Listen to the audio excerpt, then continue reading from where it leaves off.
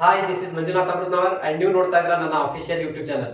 Dear friends, ಇವತ್ತಿನ ಈ ವಿಡಿಯೋದಲ್ಲಿ ವಸತಿ ಶಾಲಾ ಶಿಕ್ಷಕರ ನೇಮಕಾತಿಗೆ ಸಂಬಂಧಪಟ್ಟ ಹಾಗೆ ಒಂದಷ್ಟು ವಿಷಯಗಳನ್ನ ನಾನು ನಿಮ್ಮ ಜೊತೆ ಇನ್ ಡೀಟೇಲ್ ಆಗಿ ಡಿಸ್ಕಸ್ ಮಾಡ್ತಾ ಹೋಗ್ತೀನಿ. ಅದಕ್ಕಿಂತ ಮುಂಚಿತವಾಗಿ ನನ್ನೊಂದು ರಿಕ್ವೆಸ್ಟ್ ಏನಂತ ಹೇಳಿದ್ರೆ, ಯಾರೆಲ್ಲ ನನ್ನ ಚಾನಲ್ಗೆ ಹೊಸದಾಗಿ ವಿಸಿಟ್ ಮಾಡಿದ್ದೀರಿ ದಯವಿಟ್ಟು ಚಾನಲ್ ಅನ್ನು ಸಬ್ಸ್ಕ್ರೈಬ್ ಮಾಡ್ಕೊಳ್ಳಿ, ಬೆಲ್ ಬಟನ್ ಕ್ಲಿಕ್ ಮಾಡಿ, ಅಲ್ಲಿ ಬರ್ತಕ್ಕಂಥ ಆಲ್ ಅನ್ನುವಂಥ ಆಪ್ಷನ್ ಅನ್ನು ಸೆಲೆಕ್ಟ್ ಮಾಡಿದ್ರೆ ನಾವು ಮಾಡುವಂತಹ ರೆಗ್ಯುಲರ್ ಕ್ಲಾಸಸ್ಗಳು ಒಂದು ನಿಮಗೆ ನೋಟಿಫೈ ಆಗ್ತಾ ಇರುತ್ತೆ. ಹಾಗೆ ನಿಮ್ಮ ಎಲ್ಲ ಫ್ರೆಂಡ್ಸ್ ಸರ್ಕಲ್ಗೂ ಕೂಡ ಈ ವಿಡಿಯೋನ ಶೇರ್ ಮಾಡಿ. ಅದರಲ್ಲೂ ಕೂಡ ದೈಹಿಕ ಶಿಕ್ಷಕರಾಗುವಂತವರು ಮತ್ತು ಬಿಕಾಮ್ ಅನ್ನು ಮಾಡಿರ್ತಕ್ಕಂಥ ಅಭ್ಯರ್ಥಿಗಳಿಗೆ ಈ ವಿಡಿಯೋನ ಶೇರ್ ಮಾಡಿ. ಹಾಗೆ ನಿಮಗೆ ಏನಾದರೂ ಡೌಟ್ಸ್ ಇದ್ದರೆ ನಿಮ್ಮ ಡೌಟ್ಸ್ ಗಳನ್ನ ಕಮೆಂಟ್ ಬಾಕ್ಸ್ ಅಲ್ಲಿ ಡ್ರಾಪ್ ಮಾಡಿ. ಅದಕ್ಕೆ ಸಂಬಂಧಪಟ್ಟ ಹಾಗೆ ಆನ್ಸರ್ ಕೊಡುವಂತ ಪ್ರಯತ್ನವನ್ನು ಕೂಡ ನಾವು ಮಾಡ್ತಾ ಇದ್ದೀವಿ. ವಿಡಿಯೋಗೆ ಲೈಕ್ ಮಾಡೋದನ್ನ ಮರಿಬೇಡಿ. ಸೊ ವೆರಿ ಫಸ್ಟ್ ನಾನು ಈ ವಿಡಿಯೋನ ಮಾಡೋದಕ್ಕೆ ರೀಸನ್ ಹೇಳ್ಬಿಡ್ತೀನಿ. ಸೊ ನನಗೆ ಒಬ್ಬ ಆತ್ಮೀಯ ಶಿಕ್ಷಕರವರು ಟೀಚರು ಅವರು ರಿಕ್ವೆಸ್ಟ್ ಮಾಡ್ಕೊಂಡ್ರು. ಏನಂತ ಹೇಳಿದ್ರೆ, ಈಗ ಏನ್ ರಿಕ್ರೂಟ್ಮೆಂಟ್ ನಡೀತಾ ಇದೆ ಕ್ರೈಸ್ ಅಲ್ಲಿ, ಆ ರಿಕ್ರೂಟ್ಮೆಂಟ್ ಅಲ್ಲಿ ಒಂದು ಅನ್ಯಾಯ ಆಗ್ತಾ ಇದೆ ಸರ್, ಅದ್ರ ಬಗ್ಗೆ ಒಂದು ಸ್ವಲ್ಪ ನೀವು ನಿಮ್ಮ ವಾಯ್ಸ್ ರೈಸ್ ಮಾಡಿ ಅಂತ ಹೇಳಿ ರಿಕ್ವೆಸ್ಟ್ ಮಾಡ್ಕೊಂಡಿದ್ದಕ್ಕಾಗಿ ಈ ವಿಷಯದ ಕುರಿತು ನಾನು ವಿಡಿಯೋನ ಮಾಡ್ತಾ ಇದ್ದೀನಿ. ಸೊ ಮೊದಲಿಗೆ ಹೇಳ್ತಾ ಇದ್ದೀನಿ ಏನಂತಂದ್ರೆ, ಇದು ಯಾವುದೇ ಪ್ರಮೋಷನ್ಗಾಗ್ಲಿ ಅಥವಾ ವ್ಯೂಸ್ ಬರ್ಲಿ ಅನ್ನೋ ಉದ್ದೇಶಕ್ಕಾಗ್ಲಿ ಮಾಡ್ತಿರ್ತಕ್ಕಂತಹ ವಿಡಿಯೋ ಅಲ್ಲ.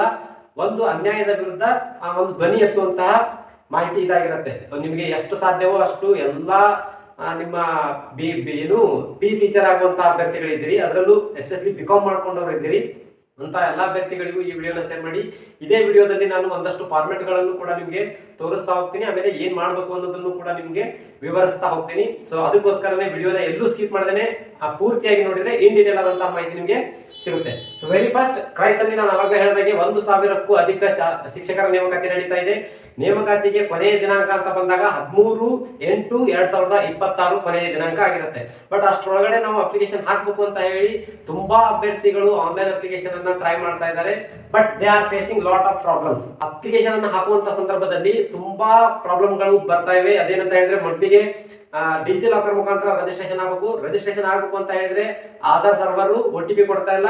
In case Aadhaar server OTP ಕೊಟ್ಟರು ಕೂಡ ಯೂಸರ್ ನೇಮ್ ಪಾಸ್ವರ್ಡ್ ಮಾಡುವಷ್ಟರಲ್ಲೇ ಪೋರ್ಟಲ್ ಅಲ್ಲಿ ಎರರ್ ಅಂತ ಬಂದ್ಬಿಡುತ್ತೆ. ಸೊ ಹಂಗ್ ಬರ್ತಾ ಇರೋ ಕಾರಣಕ್ಕಾಗಿ ಅಪ್ಲಿಕೇಶನ್ ತುಂಬಾ ಅಭ್ಯರ್ಥಿಗಳು ಅಪ್ಲಿಕೇಶನ್ ಅನ್ನ ಹಾಕ್ತಾ ಇಲ್ಲ.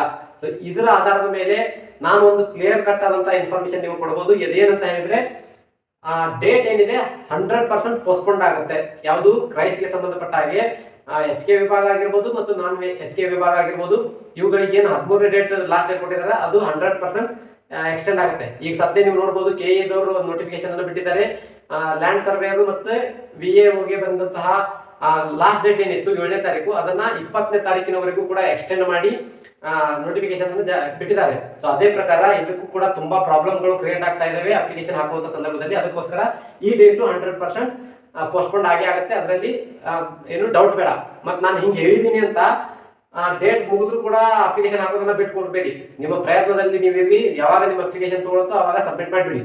ಸೊ ಇದೊಂದು ಮಾಹಿತಿ ಮುಖ್ಯವಾದಂಥದ್ದು. ಇನ್ನ ಇದನ್ನು ಹೊರತುಪಡಿಸಿ ಅಪ್ಲಿಕೇಶನ್ ಅನ್ನ ಹಾಕುವಂತ ಸಂದರ್ಭದಲ್ಲಿ ತುಂಬಾ ಗೊಂದಲಗಳು ಕೂಡ ಕ್ರಿಯೇಟ್ ಆಗ್ತಾ ಇದಾವೆ.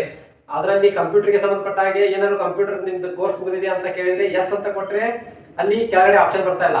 ನೋ ಅಂತ ಕೊಟ್ಟರು ಕೂಡ ಆಪ್ಷನ್ಗಳು ಆಟೋಮೆಟಿಕ್ ಆಗಿ ಸೆಲೆಕ್ಟ್ ಆಗ್ತಾ ಇದಾವೆ. ಸೊ ಈ ರೀತಿಯಾದಂತಹ ತುಂಬಾ ಗೊಂದಲಗಳು ಆ ಅಪ್ಲಿಕೇಶನ್ ಅಲ್ಲಿ ಕ್ರಿಯೇಟ್ ಆಗಿದೆ. ಸೊ ಅದೆಲ್ಲವೂ ಕೂಡ ಸಾರ್ಟ್ ಔಟ್ ಆಗುತ್ತೆ, ಭಯ ಪಡುವ ಅವಶ್ಯಕತೆ ಇಲ್ಲ. ಇನ್ನು ಡೇಟು ಕೂಡ ಎಕ್ಸ್ಟೆಂಡ್ ಆಗುತ್ತೆ.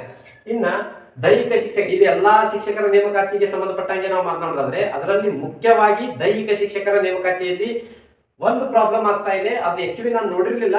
ನಾನು ಅವಾಗಲೇ ಹೇಳಿದೆ, ನಮ್ಮ ಸರ್ ಒಬ್ರು ನನಗೆ ಇದ್ರ ವಿಷಯದ ಕುರಿತು ಮಾತನಾಡಿ ಸರ್ ಸ್ವಲ್ಪ ಅಂತ ಹೇಳಿದ್ದಕ್ಕೋಸ್ಕರ ನಾನು ಆಮೇಲೆ ಚೆಕ್ ಮಾಡಿ ಎಲ್ಲವನ್ನ ಕನ್ಫರ್ಮ್ ಮಾಡ್ಕೊಂಡು ವಿಡಿಯೋ ಮಾಡ್ತಾ ಇರುವಂತದ್ದು. ಸೊ ಏನು ಪ್ರಾಬ್ಲಮ್ ಆಗಿದೆ ದೈಹಿಕ ಶಿಕ್ಷಕರ ನೇಮಕಾತಿಯಲ್ಲಿ ಅಂತ ಹೇಳಿದ್ರೆ, ಅಲ್ಲಿ ಏನು ಎಜುಕೇಶನ್ ಕ್ವಾಲಿಫಿಕೇಶನ್ ಅನ್ನ ಕೇಳಿದ್ದಾರೆ. ಸೊ ಕ್ವಾಲಿಫಿಕೇಶನ್ ಅಂತ ಬಂದಾಗ ಏನಾಗಿರ್ಬೇಕು, ದೈಹಿಕ ಶಿಕ್ಷಕರ ನೇಮಕಾತಿ ಆಗ್ಬೇಕು ಅಂದ್ರೆ ಅಥವಾ ಟೀಚರ್ ಆಗ್ಬೇಕು ಅಂದ್ರೆ ಎಜುಕೇಶನಲ್ ಕ್ವಾಲಿಫಿಕೇಶನ್ ಏನಾಗಿರ್ಬೇಕು ಅಂತ ಹೇಳಿದ್ರೆ, ಪದವಿ ಆಗಿರ್ಬೇಕು ಪ್ಲಸ್ BPEd ಆಗಿರ್ಬೇಕು ಅಂತ ಹೇಳಿ ನೋಟಿಫಿಕೇಶನ್ ಅಲ್ಲಿ ಇದೆ. ಅಂದ್ರೆ ಸ್ನಾತಕ ಪದವಿ ಪ್ಲಸ್ BPEd ಆಗಿತ್ತು ಅಂತ ಹೇಳಿದ್ರೆ ಅಂತ ಅಭ್ಯರ್ಥಿಗಳು ಅಪ್ಲಿಕೇಶನ್ ಅನ್ನ ಹಾಕಬಹುದು. ಬಟ್ ಅಲ್ಲಿ ಅಪ್ಲಿಕೇಶನ್ ಹಾಕುವಂತ ಸಂದರ್ಭದಲ್ಲಿ ಪದವಿಯಲ್ಲಿ BA ಅಷ್ಟೇ ತೋರಿಸ್ತಾ ಇದೆ ಮತ್ತು BSc ಮಾತ್ರ ತೋರಿಸ್ತಾ ಇದೆ. ಯಾರಿಗೆ ಈ BPEd ಮಾಡ್ಕೊಂಡಂತ ಅಭ್ಯರ್ಥಿಗಳಿಗೆ BA ಮತ್ತು BSc ಮಾತ್ರ ತೋರಿಸ್ತಾ ಇದೆ. ಹಾಗಿದ್ರೆ ಪ್ರಾಬ್ಲಮ್ ಎಲ್ಲಿ ಬರ್ತಾ ಇದೆ, ಬಿಕಾಮ್ ಮಾಡಿದವರಿಗೆ. ನಾನು ಅದಕ್ಕೆ ಒಂದು ಸೆಂಟೆನ್ಸ್ ಬರ್ತಿದ್ದೀನಿ, ದೈಹಿಕ ಶಿಕ್ಷಕರ ನೇಮಕಾತಿಯಲ್ಲೂ ಬಿಕಾಮ್ ಮಾಡಿದವರಿಗೆ ಅನ್ಯಾಯ. ಇಲ್ಲಿ ಸಬ್ಜೆಕ್ಟ್ ಟೀಚರ್ಸ್ ಅಂತ ಅಪ್ಲಿಕೇಶನ್ ಹಾಕುವಾಗೂ ಕೂಡ ಬಿಕಾಮ್ ದವರಿಗೆ ತುಂಬಾ ಅನ್ಯಾಯ ಆಗ್ತಾ ಇದೆ. ಹಾಗೆ ದೈಹಿಕ ಶಿಕ್ಷಕರ ಅಪ್ಲಿಕೇಶನ್ ಹಾಕುವಾಗೂ ಕೂಡ ಬಿಕಾಮ್ ಮಾಡಿರ್ತಕ್ಕಂಥ ಅಭ್ಯರ್ಥಿಗಳಿಗೆ ತುಂಬಾ ಅನ್ಯಾಯ ಆಗ್ತಾ ಇದೆ. ಅದರಲ್ಲಿ ಪದವಿ ಅಂತ ಕೊಟ್ಟಿದ್ದಾರೆ ಅಂದ್ರೆ ಬಿಕಾಮ್ ಕೂಡ ಒಂದು ಪದವಿನೇ. ಸೊ ಬಿಕಾಮ್ ಅನ್ನ ಕಂಪ್ಲೀಟ್ ಮಾಡ್ಕೊಂಡು BPEd ಅನ್ನ ಕಂಪ್ಲೀಟ್ ಮಾಡ್ಕೊಂಡಿರ್ತಕ್ಕಂಥ ಅಭ್ಯರ್ಥಿಗಳು ತುಂಬಾ ಅಭ್ಯರ್ಥಿಗಳಿದ್ದಾರೆ. ಅಂತ ಅಭ್ಯರ್ಥಿಗಳಿಗೆ ಈ ರಿಕ್ರೂಟ್ಮೆಂಟ್ ಇಂದ ತುಂಬಾ ಅನ್ಯಾಯ ಆಗ್ತಾ ಇದೆ. ಯಾಕಂದ್ರೆ ಅಲ್ಲಿ ಬಿಕಾಮ್ ಅನ್ನುವಂತಹ ಆಪ್ಷನ್ನೇ ಬರ್ತಾ ಇಲ್ಲ. ಬರೀ BA ಮಾಡಿದವರಿಗೆ ಮತ್ತು BSc ಮಾಡಿದವರಿಗೆ ಅದ್ರ ಜೊತೆಗೆ BPEd ಮಾಡಿದವ್ರಿಗೆ ಮಾತ್ರ ಆಪ್ಷನ್ ಬರ್ತಾ ಇದೆ. ಸೊ ಹಾಗಾಗಿ ಬಿಕಾಮ್ ಮಾಡಿರ್ತಕ್ಕಂಥ ಅಭ್ಯರ್ಥಿಗಳು ಏನ್ ಮಾಡ್ಬೇಕು ಅಂತ ಹೇಳಿದ್ರೆ, ಈಗ ಆಲ್ರೆಡಿ ಆಯುಕ್ತರಿಗೆ ಲೆಟರ್ ಕೂಡ ಟೈಪ್ ಮಾಡಿದ್ದಾರೆ. ಬಿಕಾಮ್ ಮಾಡ್ಕೊಂಡು BPEd ಮಾಡಿರ್ತಕ್ಕಂಥ ಅಭ್ಯರ್ಥಿಗಳು ಈ ನೇಮಕಾತಿಯಲ್ಲಿ ನಮ್ಮನ್ನು ಕೂಡ ಕನ್ಸಿಡರ್ ಮಾಡಬೇಕು, ನಮ್ಮನ್ನ ಹೊರಗಿಡಬಾರ್ದು, ನಮ್ಮನ್ನು ಕೂಡ ನಮಗೂ ಕೂಡ ಒಂದು ಅವಕಾಶ ಕೊಡ್ಬೇಕು ಅಂತ ಹೇಳಿ ಆಲ್ರೆಡಿ ಲೆಟರ್ ಎಲ್ಲ ಟೈಪ್ ಮಾಡಿ ಆಯುಕ್ತರಿಗೆ ಸಬ್ಮಿಟ್ ಮಾಡ್ತಾ ಇದ್ದಾರೆ. ಆ ಲೆಟರ್ ಅನ್ನ ನಾನು ನಿಮ್ಗೆ ಈಗ ತೋರಿಸ್ತಾ ಇದ್ದೀನಿ. ಸೊ ಈ ಕಾರ್ಯಕ್ಕೆ ಅಥವಾ ಈ ಚಳವಳಿಗೆ ನೀವು ಭಾಗವಹಿಸಿ. ಅಂದ್ರೆ ಎಲ್ಲರೂ ಕೂಡ ಸಾಧ್ಯವಾದಷ್ಟು ಯಾರ್ಯಾರಿಗೆಲ್ಲ ಈ ವಿಷಯ ಗೊತ್ತಿಲ್ವೋ ಅಂತವರು ಇಮಿಡಿಯೇಟ್ ಆಗಿ ಲೆಟರ್ ಟೈಪ್ ಮಾಡಿ ಏನೋ ಒಂದು ನಿಮ್ಮ ಸಂಘಟನೆಯಿಂದ ಆಗಿರ್ಬೋದು ಅಥವಾ ಯಾವುದೋ ಒಂದು ವೇ ಮುಖಾಂತರ MLA ಮೀಟ್ ಮಾಡೋದಾಗಿರ್ಬೋದು ಅಥವಾ ನಿಮ್ಮ ಲೋಕಲ್ ಲೀಡರ್ಗಳು ಯಾರಿದ್ದಾರೆ ಅಂತವ್ರನ್ನ ಹಿಡ್ಕೊಂಡು ಇಮಿಡಿಯೇಟ್ ಆಗಿ KE ಬೋರ್ಡ್ಗೆ ರಿಕ್ವೆಸ್ಟ್ ಅನ್ನು ಕೂಡ ಕಳಿಸಿ KE ಬೋರ್ಡ್ಗೆ ಕಾಲ್ ಮಾಡಿ. ಅಲ್ಲಿ ನಂಬರ್ ಇರುತ್ತೆ, ಅದಕ್ಕೆ ಕಂಟಿನ್ಯೂಸ್ ಆಗಿ ಕಾಲ್ ಮಾಡಿ. ಆಮೇಲೆ ಮೇಲ್ ID ಇದೆ, ಅದಕ್ಕೂ ಕೂಡ ಕಂಟಿನ್ಯೂಸ್ ಆಗಿ ಮೇಲ್ ಮಾಡಿ. ಆಮೇಲೆ ನಾನು ಹೇಳ್ದಂಗೆ ಎಲ್ಲ ಲೀಡರ್ಸ್ಗಳಿಗೂ ಕೂಡ ಒಂದೊಂದು ಮನವಿಯನ್ನ ಕೊಡಿ, ಆಯುಕ್ತರಿಗೂ ಕೂಡ ಒಂದು ಮನವಿಯನ್ನ ಕೊಡಿ. ಈ ರೀತಿ ಮಾಡೋದ್ರಿಂದ ಮಾತ್ರ ಬಿಕಾಮ್ ಆದವರಿಗೂ ಕೂಡ ಈ BPEd ಆಗಿರ್ತಕ್ಕಂತಹ ಅಭ್ಯರ್ಥಿಗಳಿಗೆ ಈ ರಿಕ್ರೂಟ್ಮೆಂಟ್ ಅಲ್ಲಿ ಅವಕಾಶ ಸಿಗುವಂತದ್ದು. ಯಾಕೆ ಹೇಳ್ತಾ ಇದ್ದೀನಿ ಅಂತ ಹೇಳಿದ್ರೆ, ಈಗ ನೋಡಿ AO ಮತ್ತು AOO ಏನ್ ಎಕ್ಸಾಮ್ ನಡೀತಾ ಇತ್ತು 8 ಮತ್ತು 9ನೇ ತಾರೀಕಿಗೆ, ಅದನ್ನ ಪೋಸ್ಟ್ಪೋನ್ ಮಾಡಿದ್ದಾರೆ. ಯಾಕಂತ ಹೇಳಿದ್ರೆ ಇಲ್ಲಿ ಅಗ್ರಿಕಲ್ಚರ್ ಆಫೀಸರ್ ಮತ್ತು ಅಸಿಸ್ಟೆಂಟ್ ಅಗ್ರಿಕಲ್ಚರ್ ಆಫೀಸರ್ ಏನು ಹುದ್ದೆಗಳಿಗೆ 8ನೇ ತಾರೀಕಿಗೆ ಎಕ್ಸಾಮ್ ಇತ್ತಲ್ಲ, ಅಂತಹ ಸಂದರ್ಭದಲ್ಲಿ ಎಜುಕೇಶನಲ್ ಕ್ವಾಲಿಫಿಕೇಶನ್ಗೆ ಸಂಬಂಧಪಟ್ಟ ಹಾಗೆ ಪ್ರಾಬ್ಲಮ್ ಆಗಿತ್ತು. ಅಲ್ಲಿ ಕೃಷಿಯಲ್ಲಿ ಪದವಿಯನ್ನು ಪಡೆದಂತ ಅಭ್ಯರ್ಥಿಗಳು ಮಾತ್ರ ಅಪ್ಲಿಕೇಶನ್ ಹಾಕಬೇಕಾಗಿತ್ತು. ಬಟ್ ಎಲ್ಲರಿಗೂ ಅವಕಾಶ ಕೊಟ್ಬಿಟ್ಟಿದ್ರು. ಬೇರೆ ಅದಕ್ಕೆ ಸಂಬಂಧಪಡದೇ ಇರತಕ್ಕಂತಹ ಅಭ್ಯರ್ಥಿಗಳಿಗೂ ಕೂಡ ಅವಕಾಶವನ್ನ ಕೊಟ್ಟಿದ್ದಕ್ಕಾಗಿ ಅದನ್ನ ಪೋಸ್ಟ್ಪೋನ್ ಮಾಡಿಸಿ 8 ಮತ್ತು 9ನೇ ತಾರೀಕಿಗೆ ಎಕ್ಸಾಮ್ ಇರೋದನ್ನ ಹೋರಾಟ ಮಾಡಿ ಪೋಸ್ಟ್ಪೋನ್ ಮಾಡಿ ಅವರು ಸಕ್ಸಸ್ ಅನ್ನ ಪಡ್ಕೊಂಡಿದ್ದಾರೆ. ಅದನ್ನ ಚೇಂಜ್ ಮಾಡ್ತೀವಿ ಅಂತಲೂ ಕೂಡ ಭರವಸೆಯನ್ನ ಕೊಟ್ಟಿದ್ದಾರೆ ಗೃಹ ಸಚಿವರು.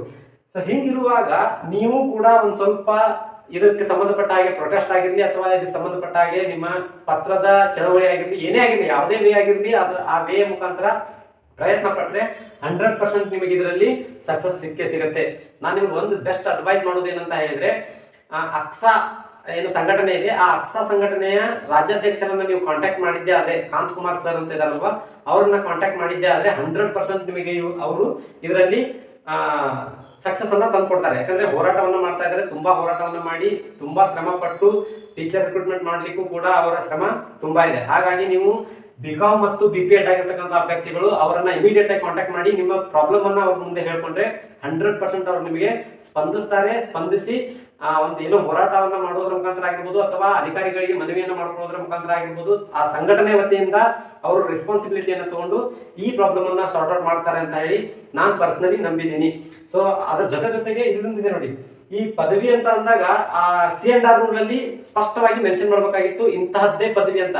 ಬಟ್ ಯಾವುದೇ ಪದವಿ ಪ್ಲಸ್ BPEd ಅಂತ ಹೇಳ್ತಾ ಇದ್ದಾರೆ ಅಂದ್ರೆ ಬಿಕಾಮ್ ಕೂಡ ಒಂದು ಪದವಿ ಆಗಿರೋದ್ರಿಂದ ಇನ್ನೊಂದು ಜೀವಂತ ಉದಾಹರಣೆ ಏನ್ ಗೊತ್ತಾ, ಈ ಕಳೆದ ಬಾರಿ ನಡೆದಂತಹ ರಿಕ್ರೂಟ್ಮೆಂಟ್ ಅಲ್ಲಿ ಬಿಕಾಮ್ ಪ್ಲಸ್ BPEd ಆಗಿರ್ತಕ್ಕಂತಹ ಅಭ್ಯರ್ಥಿಗಳು ಎಕ್ಸಾಮ್ ಅನ್ನ ಬರೆದು ಸೆಲೆಕ್ಟ್ ಆಗಿ ಅಟ್ ಪ್ರೆಸೆಂಟ್ ವರ್ಕ್ ಮಾಡ್ತಾ ಇರ್ತಕ್ಕಂತಹ ಟೀಚರ್ಸ್ಗಳು ಕೂಡ ಇದ್ದಾರೆ. ಸೊ ಇಂಥವೆಲ್ಲ ಜೀವಂತ ಉದಾಹರಣೆಗಳಿದ್ದಾಗ ಈ ಸಾರಿ ಯಾಕೆ ಈ ರೀತಿಯಾದಂತಹ ಅನ್ಯಾಯವನ್ನ ಮಾಡಿದ್ರು ಅನ್ನೋದು ಗೊತ್ತಾಗ್ತಾ ಇಲ್ಲ. ಸೊ ಹೋರಾಟ ಮಾಡುವುದರ ಮುಖಾಂತರವೇ ನೀವು ಏನ್ ಮಾಡ್ಬೋದು, ಇದನ್ನ ನಿಮ್ಮ ಹಕ್ಕನ್ನ ನೀವು ಪಡೆದುಕೊಳ್ಬಹುದು. ಇದು ಬರೀ BPEd ಮಾಡಿರ್ತಕ್ಕಂತಹ ಅಭ್ಯರ್ಥಿಗಳ ಪ್ರಾಬ್ಲಮ್ ಅಷ್ಟೇ ಅಲ್ಲ, ಬಿಕಾಮ್ ಆಗಿ BPEd ಮಾಡಿರ್ತಕ್ಕಂಥ ಅಭ್ಯರ್ಥಿಗಳ ಪ್ರಾಬ್ಲಮ್ ಅಷ್ಟೇ ಅಲ್ಲ, ಬಿಕಾಮ್ ಮಾಡಿ BEd ಮಾಡಿರ್ತಕ್ಕಂಥ ಅಭ್ಯರ್ಥಿಗಳಿಗೂ ಕೂಡ ತುಂಬಾ ಅನ್ಯಾಯ ಆಗ್ತಾ ಇದೆ. ಎಷ್ಟೋ ಸಾರಿ ಅಧಿಕಾರಿಗಳನ್ನ ಕೇಳಿದಾಗ ಇಲ್ಲ ಅಲ್ಲಿ ಏನು ಸಬ್ಜೆಕ್ಟಿನ ಪ್ರಾಬ್ಲಮ್ ಬರುತ್ತೆ ಅಂತ ಹೇಳ್ಕೊಂಡು ಜಾರ್ಕೊಂಡ್ ಬಿಡ್ತಾರೆ. ಬಟ್ ನನ್ನ ವಾದ ಏನಂತ ಹೇಳಿದ್ರೆ, ಹಂಗ್ ಮಾಡುವುದಾಗಿದ್ರೆ ಅಥವಾ ಈ ತರ ನೀವು ರೂಲ್ಸ್ ಮಾಡೋದಾಗಿದ್ರೆ BEd ಮಾಡುವಂತ ಸಂದರ್ಭದಲ್ಲಿ ಅವರಿಗೆ ಸ್ಪಷ್ಟವಾಗಿ ಹೇಳ್ಬಿಡ್ಬೇಕು. ಇಲ್ಲ ರಿಕ್ರೂಟ್ಮೆಂಟ್ ಮಾಡುವಂತ ಸಂದರ್ಭದಲ್ಲಿ ನಿಮ್ಮ ಮೆಥಡಾಲಜಿಗಳಿಗೆ ಸಂಬಂಧಪಟ್ಟ ಹಾಗೆ ಮತ್ತು ನಿಮ್ಮ ಡಿಗ್ರಿಯಲ್ಲಿರುವ ಸಬ್ಜೆಕ್ಟ್ಗಳಿಗೆ ಸಂಬಂಧಪಟ್ಟ ಹಾಗೆ ಕ್ಲಾಶ್ ಆಗತ್ತೆ. ಹಾಗಾಗಿ ನೀವು ಇದನ್ನ ತಗೋಬೇಡಿ ಅಂತ ಹೇಳಿ ಸ್ಪಷ್ಟವಾಗಿ BEd ಮಾಡೋದನ್ನ ಅಥವಾ DEd ಮಾಡೋದನ್ನ ಸ್ಟಾಪ್ ಮಾಡಿಸ್ಬಿಡ್ಬೇಕು. ಅಲ್ಲಿ ಅವಕಾಶ ಕೊಡ್ತೀರಾ, TET ಬರೀಲಿಕ್ಕೂ ಕೂಡ ಅವಕಾಶ ಕೊಡ್ತೀರಾ ಅವರಿಗೆ. ಅದೆಲ್ಲವನ್ನ ಮುಗಿಸ್ಕೊಂಡು ಬಂದು ರಿಕ್ರೂಟ್ಮೆಂಟ್ ಮಾಡ್ಕೊಳ್ಳುವಂತ ಸಂದರ್ಭದಲ್ಲಿ ಮಾತ್ರ ಇಂಥ ರೂಲ್ಸ್ ಗಳನ್ನ ತಂದು ಅನ್ಯಾಯವನ್ನ ಮಾಡ್ತೀರಾ. ಎಸ್ಪೆಷಲಿ ಎಲ್ಲಾ ಬಿಕಾಮ್ ಅಭ್ಯರ್ಥಿಗಳಿಗೂ ಕೂಡ ಇದೊಂದು ಅನ್ಯಾಯ ಅಂತಾನೆ ಹೇಳ್ಬೋದು. ಹಾಗಾಗಿ ಹೋರಾಟ ಮಾಡಿದ್ರೆ ಮಾತ್ರ ನಿಮಗೆ ಗೆಲುವು ಅನ್ನೋದು ಸಿಗತ್ತೆ. ನೀವು ಹಂಗೆ ಕೈ ಕಟ್ಕೊಂಡು ಕುಂತ್ರೆ ಏನೂ ಕೂಡ ಸಾಧಿಸ್ಲಿಕ್ಕೆ ಆಗಲ್ಲ. ನಾನು ಮೊದಲೇ ಹೇಳ್ತಾ ಇದ್ದೀನಿ, ಇದು ಈ ವಿಡಿಯೋ ವ್ಯೂಸ್ಗೋಸ್ಕರ ಆಗಲಿ ಅಥವಾ ಏನು ಪಬ್ಲಿಸಿಟಿಗೋಸ್ಕರ ಆಗಲಿ ಮಾಡಿದ್ದಲ್ಲ. ನಾನು ಹಂಗೆ ಮಾಡ್ಬೇಕಾಗಿದ್ರೆ ರಿಕ್ರೂಟ್ಮೆಂಟ್ ಸ್ಟಾರ್ಟ್ ಆದ ತಕ್ಷಣನೇ ಇದಕ್ಕೆ ಸಂಬಂಧಪಟ್ಟಾಗೆ ವಿಡಿಯೋ ಮಾಡಿಬಿಡ್ತಾ ಇದ್ದೆ. ಆಕ್ಚುಲಿ ನಾನು ನೋಡಿರಲೇ ಇಲ್ಲ ಈ ರೀತಿಯಾದಂಥ ಒಂದು ಆಪ್ಷನ್ ಬರ್ತಾ ಇದೆ ಅಲ್ಲಿ ಅಂತ ಹೇಳಿ, ದೈಹಿಕ ಶಿಕ್ಷಕರಿಗೆ ಸಂಬಂಧಪಟ್ಟಾಗೆ. ಅದನ್ನ ನಮ್ಮ ಸರ್ ನೋಡಿ ಇದ್ರ ಬಗ್ಗೆ ಸ್ವಲ್ಪ ಮಾತನಾಡಿ ಅಂತ ಹೇಳಿದ್ದಕ್ಕೋಸ್ಕರ ನಾನು ಈ ವಿಡಿಯೋನ ಮಾಡ್ತಾ ಇದ್ದೀನಿ. ನಾನು ಚೆಕ್ ಮಾಡಿದ್ದು ಕೂಡ ಇವತ್ತೇ ಅದನ್ನ. ಸೊ ಪ್ರಾಬ್ಲಮ್ ಇದೆ, ಹಾಗಾಗಿ ಎಲ್ಲಾ ಅಭ್ಯರ್ಥಿಗಳು ಒಟ್ಟಾಗಿ ಬಿಕಾಮ್ ಪ್ಲಸ್ BPEd ಆಗಿರ್ತಕ್ಕಂಥ ಅಭ್ಯರ್ಥಿಗಳು ಒಟ್ಟಾಗಿ ನಿಮ್ಮ ಹೋರಾಟವನ್ನ ಮಾಡಿ, ಅಂದಾಗ ಮಾತ್ರ ಸಕ್ಸಸ್ ಸಿಗುತ್ತೆ. ಇನ್ನ ಸ್ಪೆಷಲ್ ರಿಕ್ವೆಸ್ಟ್ ಏನು ಅಂತ ಹೇಳಿದ್ರೆ, ಈ ವಿಷಯ ಅಥವಾ ಈ ವಿಡಿಯೋ ನನ್ನ ಸಬ್ಜೆಕ್ಟಿಗೆ ಸಂಬಂಧಪಟ್ಟಂತದ್ದಲ್ಲ ಅಥವಾ ನನಗೆ ಸಂಬಂಧಪಟ್ಟಂತದ್ದಲ್ಲ ಅಂತ ಹೇಳಿ ದಯವಿಟ್ಟು ಕೇರ್ಲೆಸ್ ಮಾಡಬೇಡಿ. ಬಿಕಾಮ್ ಪ್ಲಸ್ BPEd ಮಾಡಿರ್ತಕ್ಕಂಥ ನಿಮ್ಮ ಅಣ್ಣ ಇರ್ಬೋದು, ತಮ್ಮ ಇರ್ಬೋದು, ಅಥವಾ ಅಕ್ಕ ಇರ್ಬೋದು, ತಂಗಿ ಇರ್ಬೋದು, ನಿಮ್ಮ ಫ್ರೆಂಡ್ಸ್ ಗಳಿರ್ಬೋದು, ಯಾರೇ ಇರ್ಬೋದು, ಅಂತ ಅಭ್ಯರ್ಥಿಗಳಿಗೆ ಅನ್ಯಾಯ ಆಗಬಾರ್ದು ಅಂತ ಹೇಳಿದ್ರೆ ನೀವು ಅಂತಹ ಎಲ್ಲಾ ಅಭ್ಯರ್ಥಿಗಳಿಗೆ ಈ ವಿಡಿಯೋನ ಶೇರ್ ಮಾಡಿ ಅವರನ್ನು ಸ್ವಲ್ಪ ಜಾಗೃತಗೊಳಿಸಿ. ತುಂಬಾ ಅಭ್ಯರ್ಥಿಗಳಿಗೆ ಏನ್ ಮಾಡ್ಬೇಕು ಅನ್ನೋದು ಗೊತ್ತಿರಲ್ಲ. ನಾನು ಅವಾಗಲೇ ಹೇಳಿದೆ, ಅಕ್ಸಾ ಸಂಘಟನೆಯನ್ನ ಕಾಂಟ್ಯಾಕ್ಟ್ ಮಾಡಿ, ರಾಜ್ಯಾಧ್ಯಕ್ಷರನ್ನ ಕಾಂಟ್ಯಾಕ್ಟ್ ಮಾಡಿ, ಕಾಂತಕುಮಾರ್ ಸರ್ ಅನ್ನ ಕಾಂಟ್ಯಾಕ್ಟ್ ಮಾಡಿ, 100% ನಿಮಗೆ ನ್ಯಾಯ ಸಿಗುತ್ತೆ. ಅವರು ನಿಮಗೆ ಅಧಿಕಾರಿಗಳ ಜೊತೆಗೆ ಮಾತನಾಡಿ ಏನೋ ಒಂದು ಪರಿಹಾರವನ್ನ ಮಾಡಿಸ್ತಾರೆ. ಇದು ಪರ್ಸನಲಿ ನನ್ನ ನಂಬಿಕೆ. ಸೊ ಇದಕ್ಕೆ ಸಂಬಂಧಪಟ್ಟಾಗೆ ನೀವು ಏನೇ ಕಮೆಂಟ್ ಮಾಡಿದ್ರು ಕೂಡ ನನಗೆ ಗೊತ್ತಿರುವಷ್ಟು ವಿಷಯವನ್ನು ನಾನು ನಿಮ್ಮ ಜೊತೆ 100% ಶೇರ್ ಮಾಡ್ಕೊಳ್ತೀನಿ. ಹಾಗೆ ಎಲ್ಲಾ ಅಭ್ಯರ್ಥಿಗಳಿಗೂ ಕೂಡ ವಿಡಿಯೋನ ಶೇರ್ ಮಾಡಿ, ಸಾಧ್ಯವಾದಷ್ಟು ಎಲ್ಲಾ ಅಧಿಕಾರಿಗಳಿಗೂ ಕೂಡ ಈ ವಿಡಿಯೋ ತಲುಪುವ ಹಾಗೆ ಪ್ರಯತ್ನ ಪಡಿ. ನಾನು ತಲುಪಿಸಿ ಅಂತ ಹೇಳಿ ನಿಮ್ಗೆ ಹೇಳ್ತಾ ಇಲ್ಲ, ಬಟ್ ಪ್ರಯತ್ನ ಮಾಡಿದ್ರೆ ಮಾತ್ರ ನಿಮಗೆ ಸಕ್ಸಸ್ ಸಿಗ್ಲಿಕ್ಕೆ ಸಾಧ್ಯ ಆಗುವಂಥದ್ದು. ಸೊ ಎದ್ದೇಳಿ ನಿಮ್ಮ ಹಕ್ಕು ಸಿಗುವವರೆಗೂ ಹೋರಾಟ ನಿಲ್ಲಿಸದಿರಿ. ಸೊ ಇದಷ್ಟು ನನ್ನ ಸಜೆಷನ್ ಆಗಿತ್ತು. ಇದೇ ರೀತಿ ಮತ್ತೊಂದು ವಿಡಿಯೋದಲ್ಲಿ ಹೊಸ ಮಾಹಿತಿಯನ್ನು ಭೇಟಿ ಮಾಡೋಣ. ಅಲ್ಲಿವರೆಗೂ ಬಾಯ್, ಹ್ಯಾವ್ ಅ ನೈಸ್ ಡೇ.